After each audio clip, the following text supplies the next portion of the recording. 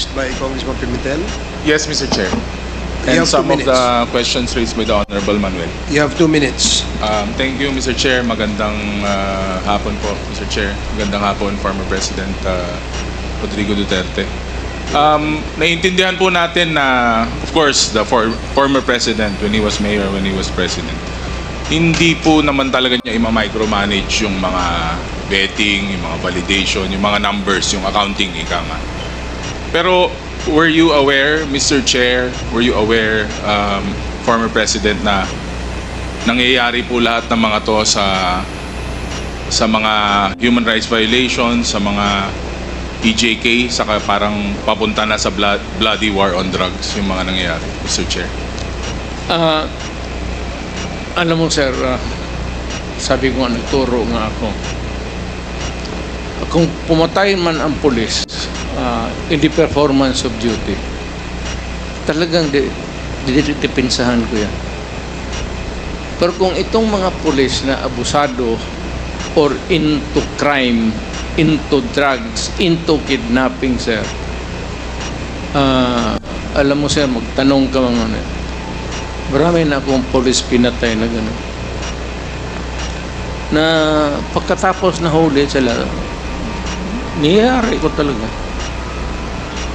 Kasi pag hindi ko ginanon, itong mga pulis na gago, may mga armas. And they can easily commit a crime na wala silang takot kasi civilian walang magawa. Kaya ako mainit ako sa mga abusadong pulis. Kaya sa Davao, yung mga abusado na pulis, ginawa ko talagang example of some, itawag nila in their lingo, sample, na pinatay ko talaga. Para masabi ko lang na puminto kayo. And because I wanted my city peaceful. And the only way to do it is to deal first with the criminals na sa law enforcement. Before you can go after the criminals outside, go after the criminals sa police. Kasi pag hindi mo magawa yan, walang mangyari. Kung lahat ng police doon, a few of them died. Mr. Chair, do you still recall kung, Mr. President, sino po yung mga pulis na yun, mga skalawag na pulis, yung mga kriminal po na pulis? Hindi ko na maalala. Tuloy ko lang, Mr. Chair, last na lang po. Of course, the President, alam po natin, President po ay nasa umbrella, nandun po siya sa taas. And nasabi naman po niya, aware siya sa mga nangyayari, Mr. Chair. Ang ating pong Presidente, he is fondly called Tatay Digong. Madalas po yun po ang karaniwan na tawag po sa kanya. Siyempre po, pag ikaw po yung Pangulo, ang tingin po sa lahat ng nasasakupan, siyempre mga anak. Kami po yung mga anak ng tatay. It's made public. Alam naman po natin na there were human violations, extrajudicial killings, bloody po, na naging bloody po yung war on drugs nung mga nakaraan. Gusto ko lang pong tanungin na ano pong ginawa nung administration, Mr. Chair, Sir former President, nung nakikita na po natin na parang papunta na po doon, parang it was getting out of control, na nakikita na po natin na parang hindi na humihinto, dire-diretso na, parang marami na rin po nadadamay na hindi kasama po dapat talaga dun sa mga nangyari, Mr. Chair, former President. Alam mo, marami yan, sir. Yung excuse, pinapalabas nila na lumalaban because of, parang employed to justify a killing. Malalaman ko na malalaman yan, sir. At nagtatanong talaga ako. At yung maliit yung siyudad, ako mismo ang umami. Ngayon dito sa National, sa Command Conference, I remind the Chiefs of Police dito sa Maynila. Ang sinasabi ko talaga, hintuin ninyo, stop him from doing it again, or I will, ikaw ang titirahin ko. Ikaw ang paparusahin ko. Ay, Chief of Police, hindi mo kaya, itatapon kita doon sa Surigao. Talagang stricto ako. Lalo na sa police. Kasi may armas eh. Kaya ako, lumaki ako sir sa police eh. Tatay ko, politician. So alam ko yung racket nila. Hindi bago sa akin yung style na palusot dito, palusot doon. Hindi mo palusutan ng gano'n. Kaya nga ako naglalakad minsan sa gabi sa Davao. Totoo yan sinabi kanina. Nagmumotor ako. Naghanap talaga ako ng anong hindi matapos ng pulis sa trabaho nila. Ako ang magtatapos. Ganon ang style ko. Maybe because I really want my city to be safe and clean. And I do not know if it's still on that level when I was the mayor. Hindi ko na masabi sir. But if you want to really ask big whether lahat ng ginawa ko right, well, sometimes it went wrong. But at this time, of course, I am not prepared to make a public confession. Maybe if I'm dying, cancer or what, then I would make my last confession to the public. Mr. Chair, former President, would you say meron pong konting tolerance on your part dahil po sa mga na-witness nyo at mga nakikita nyong kalokohan, kriminalidad since you were mayor, Mr. former Kinukorek ko, President? sir. Hindi ako ay ganun lang siguro ang pagtingin ng mga tao sa akin. Killer, ganun. But you know, Kindly wrap up, please, Congressman Ortega. galing ako sir sa, well, religious school. Graduate ako sa religious abogado ako. At ang dinibdib ko talaga yung law, sir. So hanggang batas lang ako. Di ako pwedeng lumabas ng batas. Sige na ako, kornehan kasi ako na magawa ka ng when you can do it legally. Jadi, kagaya noong sabi na yung sa prison na bakit ko ipapatay ang iyawa na yun? Nandiyan na yung kulong. Mas better para sa akin, sir, to suffer in sa time. Sa utak ko talaga, mas mabuti pang makulong ka habang buhay dyan sa prison kasi death is a respite na tapos na. Hindi mo babayaran pag patay ka na eh. Magtiis ka dyan sa kulungan. Magkain ka dyan ng basura sa kulungan. Sige, okay. Thank you, Mr. Chair. That's it. Thank you, Okay. former President. Salamat po. Thank you, Mr. President. We have kasi a list of those who wants to interpolate. So if any of the members who would like to propound questions late, can you please call the attention of the committee secretary para sunod-sunod po yung ating magtatanong. So the next to interpolate is Congressman Benny Abante. We have 10 minutes. Thank you, Mr. Chair. Sir, kaya tanghali po. Hindi po ito personalan, trabaho lang po ito. Alam ko, sir. Okay. Nabanggit niyo 2 beses. I'd like just to remind you before I pose this question. Kasi sinabi niyo kanina, if I go to hell, so be it. Well, I'd like you to know that hell is a biblical word, Mr. President, and I do not want you to go to hell. Because if you're going to read the description of hell in the Bible, mabigat. It's terrible. Mabigat po, terrible po. Yeah. So you do not want to go to hell. Well, Even your lawyers do not want to go to hell with you. kung Mr. ganun President. ang resulta ng ano ko sa ginawa ko, sir. Nagbibiro lang po ba kayo doon o talagang totoo po sinasabi niyo? But all I did, bakit ako papatay ng tao?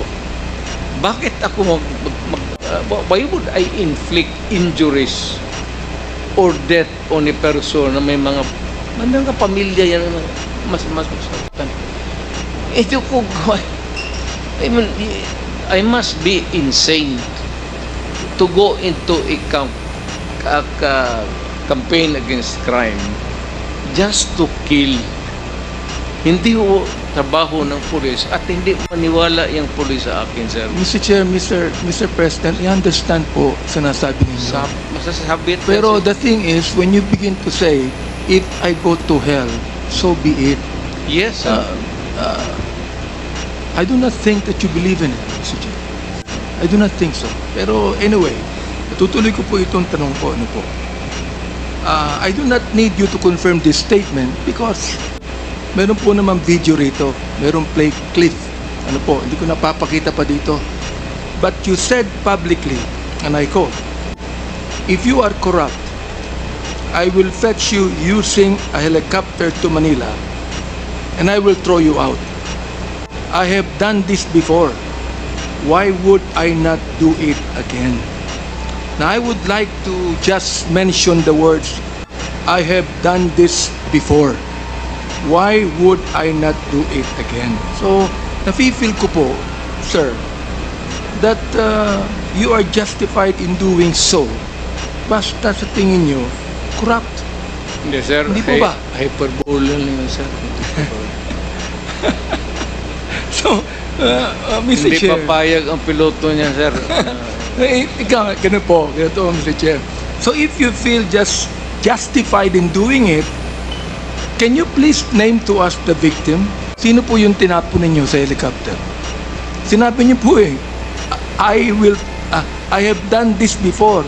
Why would I not do it again? Sino po yung tinapon ninyo? Can you please name the victim? Well, sir, sabi ko, O nagbibiro po kayo no? istorya lang para sa kriminal. Pero paano mo itapon niya, sir? Buksan mo pa yung... Ano po yan? Parang hyperbole, ano ho?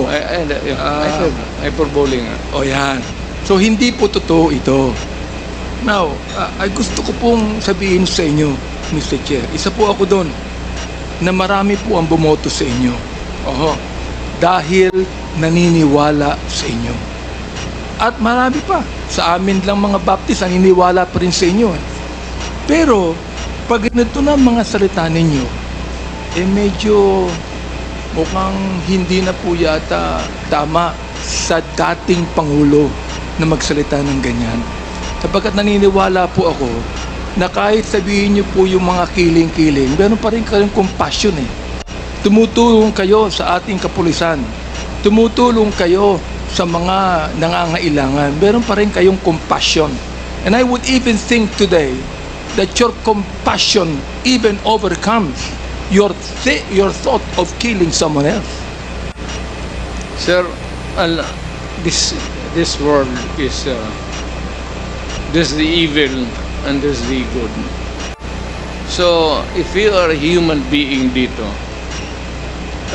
you do so many things in life. Mamili ka lang between the right at yung mali. Opo. So, pag pinili mo itong mali, you are bound by what you do in this life. Tama yun, Mr. Chair. Tama po yun, ang inyong statement. Pag pinili nyo ang mali, ito po ang tanong ko. tama po ba ang pumatay? Kahit po, teka, Mr. Chair, tama po ba ang pumatay? Kahit alam nyo, na ito ay tinatawag sa batas, ako hindi po abogado po, tinatawag sa batas na in flagrante delicto o in the act of committing a crime. Oho, ngayon, I have proven that, sir. Kung po yan, susundin po natin, wala po kayong pinagkaiba sa Pariseo nung panahon ng Panginoong Jesucristo. Nung ang Pariseo nakahuli po ng isang babae that was caught in the act of adultery, they are about to stone them. Stone her. Babatuhin na po. O nilapit po nila kay Kristo. At sinabi po nila sa ating Panginoong Jesucristo, anong gagawin mo dito? Sapagkat ayon sa aming batas, in flagrante delicto ito, dapat to batuhin hanggang sa mamatay. Ano pong ginawa ng Panginoon? Mr. President, Mr. Chair, siya po ay sumulat doon sa ground. Wala siyang sinabi, sumulat lamang po sa ground. Nakita mo ng mga Pariseo ang sinulat.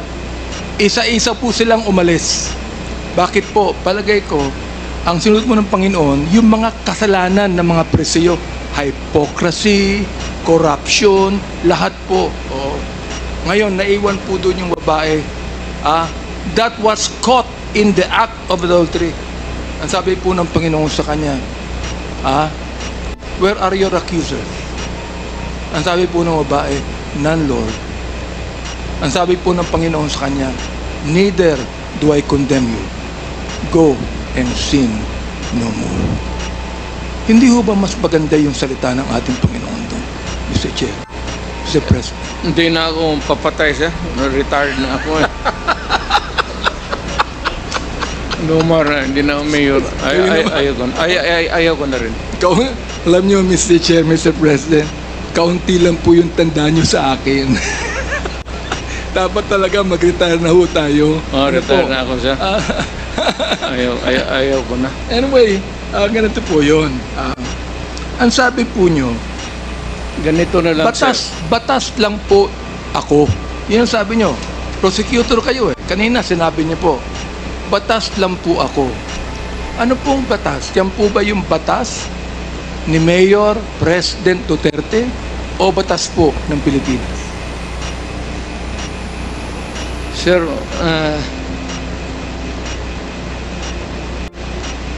bago ko sagutin yung ano mo, sir,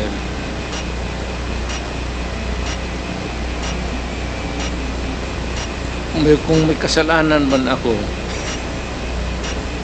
ayaw kong pumunta ng impyerno. Salamat po. Pastor ko man, sir, tulungan mo na lang ako. Mr. Chair, hindi po ito confessional. Ano po? Ito po ay quadcom hearing. Pagdasal, well, of course, you have a dual, pagdasal mo na lang rin ako, sir, kasi alam mo man talaga na Mr. President, trabaho lang niya. bago niyo po sabihin yan, pinagdadasal ko po kayo.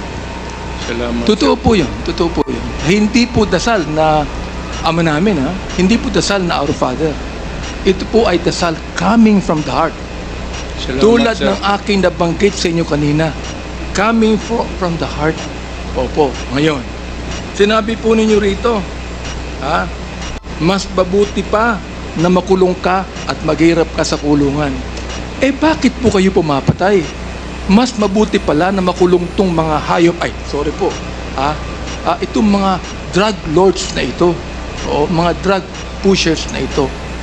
Bakit po sinasabi nyo kanina pa na pumatay kayo ng tao?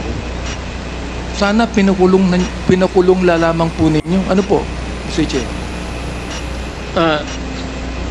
The records of the police will bear me out. Few instances, sir, pero karamihan yan, may hawak talaga ng nang i-confront ko yung mga yan, sila, with the police, of course, kasama ko. Okay, yung sinabi ng kidnapper. So, 3 of them, nasasakyan sila, sir, may carbine. Ako naman, ang hawak ko 45. yung dalawang pulis na, tatlo lang kami. They kidnap a girl.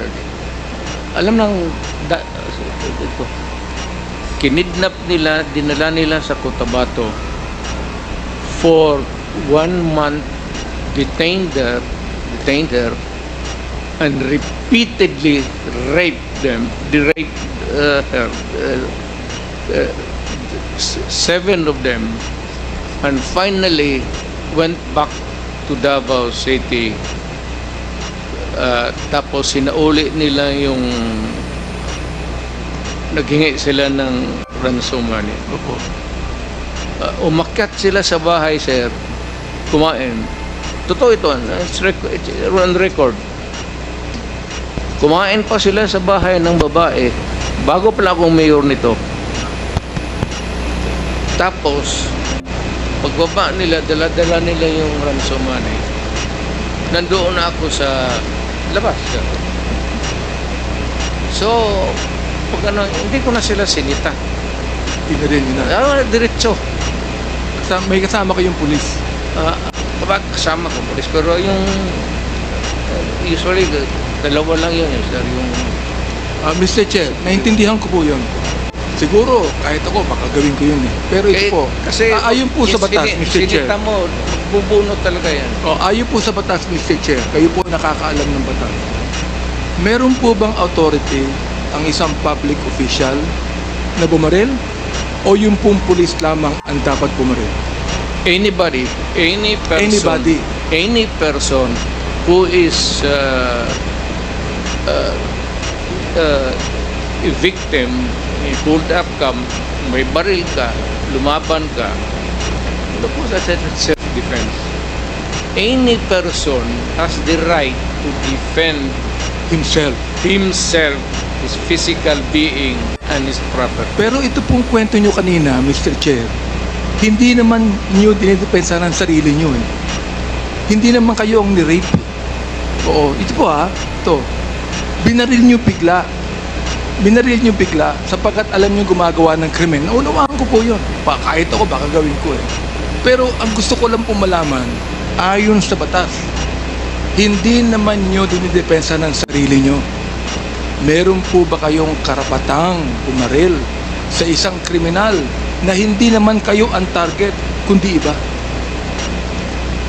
Kung walang nakatingin, sir, barilin mo na. At ako nang mismo I will appear as your defense counsel. Ito po. Marunong ako dyan, sir. Ito po ba, fiscal. Mr. Chair, hyperbole pa po to. Sinabi po nyo nung kayo ay mayor ng Davao, that you would patrol the streets in your big bike looking for trouble. Sabi nyo. Yeah. Talagang naghahanap kayo na enkwentro. Para makapatay, yun po ba yun? Hindi sa inosente, sir. Oo. Mga kriminal, bakit ang magawak? Mayor ka, dapat maghanap ka ng away. Hindi po to hyperbole. Totoo po ito. Kasi looking for trouble eh. Kayo po ay nagbabike looking for trouble. Yes, sir. Oo. Mukhang mali po yata yung ganong salitang looking for trouble, di ba? Siguro mas maganda kung looking for criminals. Tama ho ba? Looking for criminals. Yun ang mas maganda salita. Para magamit ko yung baril ko, sir. Alam nyo, Mr. Chair, Mr. President, hindi po ako masyadong pushy sa mga tanong ko. Sapagkat malaki pa rin po ang paggalang ko sa inyo. Salamat, sir. Totoo po yun. Oo. Pero ito tingnan nyo, Mr. Chair, Mr. President, ang sabi po ninyo, I would never allow innocent Filipinos to be killed. Sabi nyo kanina, di ba? I would never allow innocent Filipinos to be killed. But then, you said at one time, Hitler massacred 3 million Jews. Let me correct you, Mr. President. Hitler massacred 6 million Jews. Yan. I stand corrected, sir. There are 3 million, sabi nyo, there are 3 million drug addicts. Hindi po drug lords, Hindi po drug pushers. drug addicts, there are. I'd be happy to slaughter them. Drug addicts, Mr. Chair, Mr. President. Pwede nyo pang sabihin sa akin ngayon, ha? Nung sinabi nyo, I would never allow innocent Filipinos to be killed. Siguro gusto nyo palitan po ito ng drug lords and drug pushers. Yes, sir. Pakipalitan po nyo ngayon. Drug lords and Ayun drug po. pushers. Therefore, nagkamali po kayo nung sinabi nyo drug addict. Tama ka, sir. Salamat I po. stand corrected. Salamat po sa inyong pagtanggap po dito. Kasi gusto ko pong malaman ang inyo pong pananaw po dito eh. Oo, sir. Opo. Tama Ayan. ka, sir. Tama ka, sir. Ayan. Ngayon, ito po. During the Senate hearing, last 28 October 2024, inadmit nyo rin po giving orders to kill criminals. Ito po ang sabi nyo, I can make the confession now if you want. Talagang niyayari ko. Pero wag naman yung mga pulis, kawawa naman sir. Meron akong death squad pero hindi ang mga pulis. Sila din yung mga gangster. Yung isang gangster uutusan ko. Patayin mo yan. Pag hindi mo patayin yan, patayin kita ngayon. Ngayon, ito po ang tanong. Sabi nyo, galit kayo sa kriminal. Hindi po ba? Ba't kayo gumagamit ng gangster? Hindi po ba criminal din yung gangster? Yes, sir. Pagkatapos niya patayin yung gangster, patayin po siya. Patayin nyo rin. Ganun po. Oo. Dapat po, pumatay muna siya Oo. bago nyo patayin. Tapos kung utosang patayin, Oo. patayin ko siya. Nasa batas po ba yun? Patas lang. Nasa batas po ba yun? Wala. Ikaw ay prosecutor, nasa batas po ba yun? Wala. So therefore, bilang prosecutor, hindi nyo ginagawa ang sabi ng Hindi. batas. When I was mayor, when I was Tutor po ako in toto. Talagang Yes. I am bound by the law. Yes. When I was mayor, I was trying to maintain law and order. But Mr. Chair, Mr. President, when you became mayor, you are no longer a prosecutor. You are now a public official, Mr. President. And therefore, you must uphold the law of the land. Because we do not have a personal policy here. Our policy is a lawful policy. We must always, naniniwala po kayo dyan, correct me if I'm wrong, we must always uphold the Constitution. Hindi po ba? Yes, sir. Ayan. Alam mo, ano pong pagkakaiba nyo si Vigilantes, for example? Ano pong pagkakaiba nyo si Vigilante? Na pumapatay po ng drug addict na nanlalaban din. Hindi naman ko. Ayan, sir, sige po, pakipaliwanag po sa amin. may classification niya, sir. Hindi ka basta-basta pumatay ng drug addict. Yes, You kill drug lords yes. and the purveyors of drugs. Aha. What you just kill addict, sir? Yung addict, ipadampot mo sa police, ipadala mo sa doon sa the rehabilitation center. Sa totoo lang po, Palambin mo ang nanay, tatay na doon mo delivery bata. sa totoo lang po, Mr. Chair, ito because of your pronouncement na shoot them dead, na-embolden po ang ilang mga pulis natin pumatay. Because it was the order of the President himself, who is actually the Commander-in-Chief of the Philippine National Police. So therefore, Mr. Chair, Mr. President, when you said, shoot them dead, it emboldened some of the policemen to kill. Am I right, Mr. Chair? I am saying it again. You say Shoot them again. dead. All right. Yes, sir. Therefore, Hanggang ngayon. your policy of shooting them dead and the policy of the policemen in killing them is different, because you said in the Senate that it is the policemen that should be accountable for this, not me. because this is just a policy. But Mr. Chair, Mr. President, because of that policy, some of those policemen killed.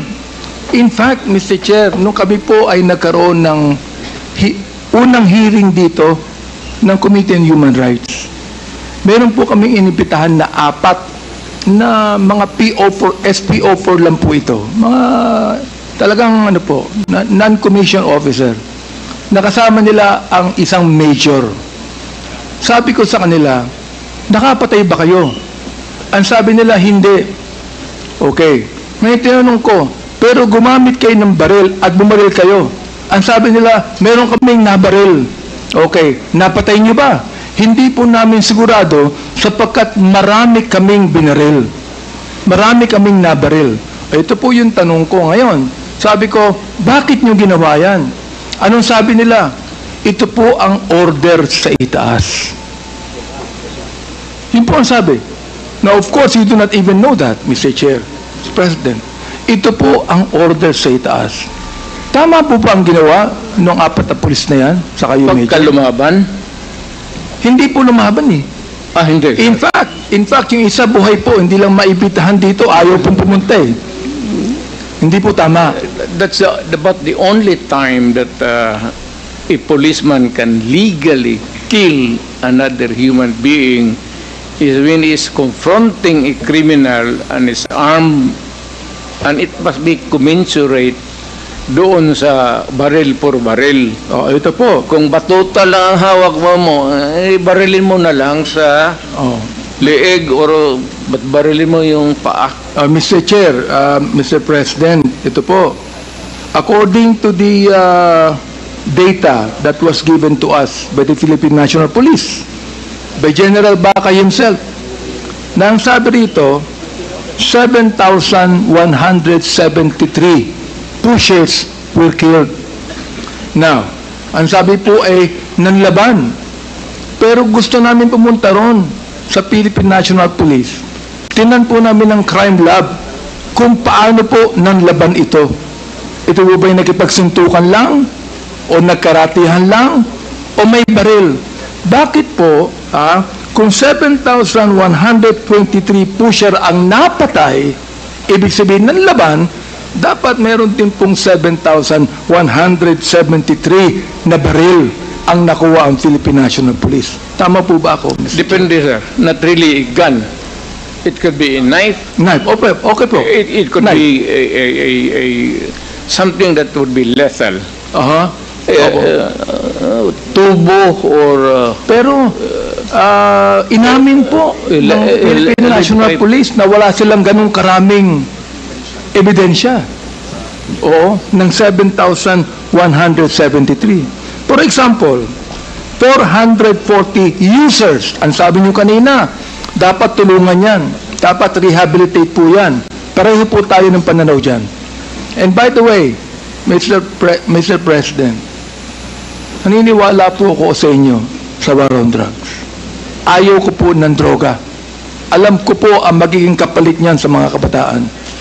Pero ang hindi ko maintindihan kung bakit kinakailangang mamatay ang more than 20,000 people upang magapi lamang ang drugs.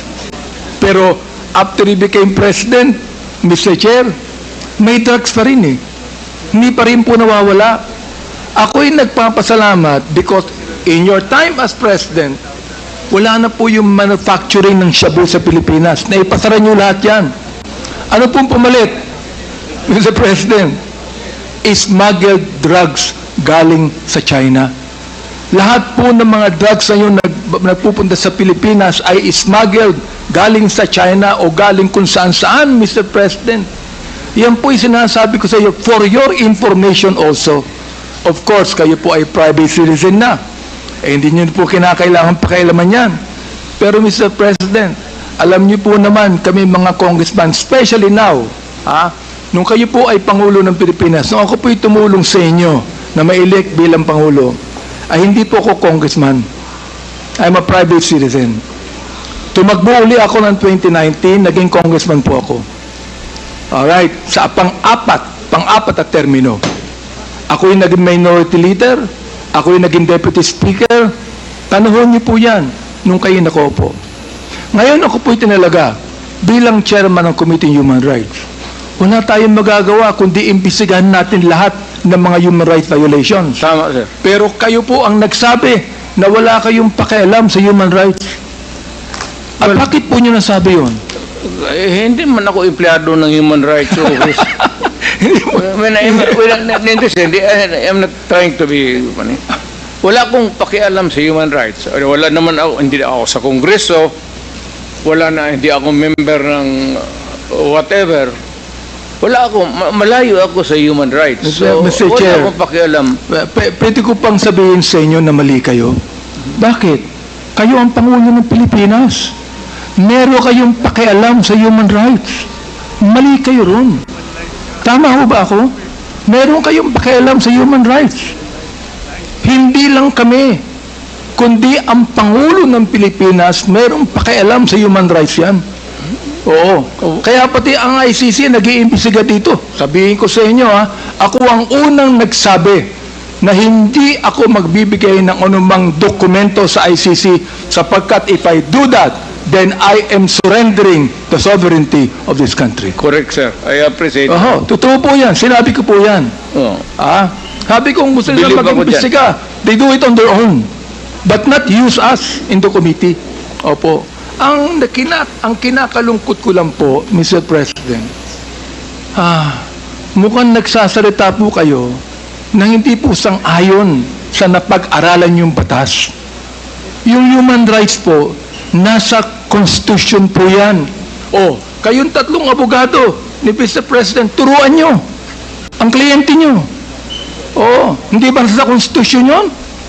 Attorney Delgra, hindi ba nasa Constitution natin ang human rights?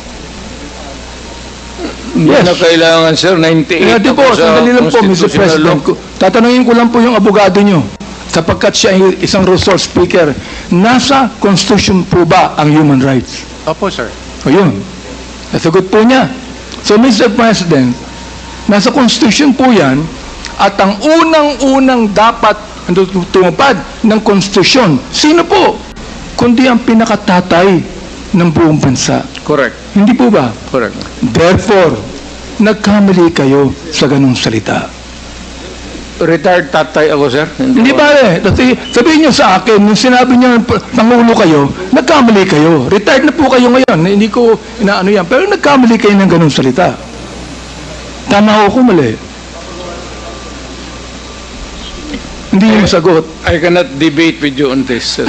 No, Mr. President, I will not allow you to debate on me. Because if you debate and argue with me, I will even tell you that you're out of order. Kaya nga. Because any resource speaker cannot debate with any member of the Quadcom. Ang tinatanong ko lang, Mr. Chair. Congressman ako, sir. Opo. Tinatanong ko lang, dapat kayo po ang tumupad ng human rights bilang tatay po ng buong Pilipinas. Sinabi ni Atty. Delgra, nasa Constitution po yan. Sinabi nyo kanina, wala kang pakialam sa human rights. May pakialam kayo. Sir, hindi po ba, Mr. Chair? Sir, magprangkahan tayo, sir. Opo. Sige po. Pagka ganun talaga, mayor ka, pagka criminal ka, mainit talaga ako sa iyo. Hindi po yung pagka nag-rape ka, Mr. Chair, hindi po natin, wala pong problema ron eh. I am not actually, disagreeing with you. I fully agree with you, Mr. Chair, Mr. President. But still, being the President of the Republic, you must be the first man that should uphold the constitutional provision on human rights. Am I right, Mr. Chair? Yes. Okay. I did it. Salamat po at inamin nyo. Ito last question na lang ito. Okay? Ito po, ang napatay na drug lord, 21. Akala ko po ba lahat po ng drug lord dapat patayin? Bakit 21 lamang? Ang pusher, 7,000. Samantalang napakarami pang drug lord na buhay ngayon nasa kulungan. Yun ang pinataktakan ko. Bakit nasa kulungan pa? Sapagkat maraming pera yan? Pwedeng kumuha ng magaling na abogado yan? O O dapat po, kung dapat patayin ang mga drug pusher, may napatay ng mga user, dapat lalong patayin ang mga drug lords. Mr. Speaker. Hindi ko Mr. dapat, Chairman. hanapan natin ang paraan na patayin natin. Pero kayo po yung private citizen na, retired na po kayo. Wala na, sir. Hindi na po pwedeng gawin yan. You are right. Pero magiging mayor kayo uli, hindi po ba? Kung ang circumstances would call for it, sir. Gusto ko nang mag-retire. Pero kung magulo uli ang Davao, I think that I have to enter into the picture again. Pero ayaw ko na, sir. Naniniwala po ako, Mr. Chair, that any government cannot be ruled with fear, but it can be balanced with fear and love, Mr. Chair. Because if you rule any government in fear, then those people will be afraid. But if you're gone, Mr. Chair, Mr. President, they will do it again. Because they're not doing it because of fear. But Mr. Chair, I know your heart, Mr. President. You have loved so many women. Sir, You are bound to love. Marami nakikinig silang lahat. Sir, bakit mo ito? You are bound to love. And therefore, sana po, kapag kayo maging mayor uli, nakita niyo na po yung pagkakamali ninyo na inamin niyo rito, sana po may pagbabago na sa Davao. Bakit naniniwala po ako na kapag ang ating nirule sa Davao ay yung pagiging makajos, pagiging matapat, pagiging honest, ay naniniwala po ako magiging maganda po ang Davao Sa City. lahat na bagay, sir, hindi mo ako, you cannot question that. Sa dedication ko lang sa trabaho ko, on any other matter, sir, honesty, everything. Salamat po. Isang question na lang. Sabi nyo kanina, nung kine-question kayo tungkol sa reward system, sabi nyo, hindi ako nagbibigay ng reward para patayin. Hindi po yun eh. Oo. Nagbibigay kayo ng reward nung napatay na. Hindi po para patayin. Iba po yung reward na para patayin, iba rin po yung reward nang nakapatay na siya. Tama mo ba ako? Bawal yan, sir. Kung, Ayun. kasi binibili mo yung buhay ng tao. Salamat po. Yun ang pagkakaiba, Even Mr. Chair. without the laws, that would be a violation of Diyos. Yung pagkakaiba, Mr. Chair, ang pagkakaiba ng reward system para patayin mo siya at yung reward system sapagkat nagbigay ka ng pabuya sa isang tao, nakapatay na po siya ng drug lord. Nagano po yan nanlaban po yan Oo. So, iba po yung ganun. Di ba? Sir, alam mo, sir, sa totoo lang, kung meron man pinagka-tao na talagang umaano sa Diyos, siguro talok, mas malamang pa ako sa iyo. Ang trust and faith ko sa God, kaya maybe that brought me to the presidency despite of the variance interpretation ng ano ko. But overall, the Filipino people would not have elected a son of a bitch. Talagang ako, sir. By the rules ako. Paski na Salamat nung po, fiscal Mr. Chair. ako. By the rules ako. Salamat po, Mr. Kindly Chair. wrap up, Congressman Abante. Nagbago ang pananaw ninyo sa Quadcom. Sapagkat nung sumulat si Atty. Degra sa amin na hindi kayo makaka-attend sapagkat wala kayong tiwala sa Quadcom, ang ibig sabihin po niyan, kayo ay nagpunta ngayon sapagkat may tiwala na po kayo sa amin. Maraming salamat po sa inyo. Sabi kasi ni sir, na ipakontempt ako. So, Are you done, Congressman Abante? Yes, Mr. Chair, maraming salamat po. Okay, maraming salamat din po. Ikaw yan, sir. Nagsabi na we will cite him in contempt. Contempt, sir. Priso yan Mr. Chairman. So the next to interpolate, yes, Congressman Paduano. The former president is not yet recognized in telling this committee and me to cite you in contempt. I never cited you in contempt. But believe you me, I will not hesitate to cite it in contempt if you violate these proceedings. The internal rules. I will invoke Section 11 and your former congressman, and you know that. I never cited you in contempt. Mr. President, well, in fact, I just raised a point of order. Kaya sir, takot ako sa iyo. Hindi. Thank you. Hindi ka dapat matakot for as long as you follow the rules of this ako, committee and you should respect the members of this committee. I will Thank you, Mr. Chairman. behave, sir, because of you.